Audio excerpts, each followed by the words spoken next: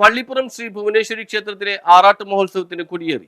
പള്ളിപ്പുറം കടപ്പുറം നവജ്യോതി ഹിന്ദു മഹാസഭ ശ്രീ ഭുവനേശ്വരി ക്ഷേത്രത്തിലെ ആറാട്ട് മഹോത്സവത്തിന് കൊടിയേറി. വൈകിട്ട് 6:30-നും 7-നും മധ്യേ കന്നിരാശിയിൽ ക്ഷേത്രമാചാര്യൻ CS സന്തോഷ് തന്ത്രിയും ക്ഷേത്രം മേൽശാന്തി ദബനീഷ് ശാന്തിയും ചേർന്നാണ് കൊടിയേറ്റ് കർമ്മത്തിന് നേതൃത്വം നൽകിയത്.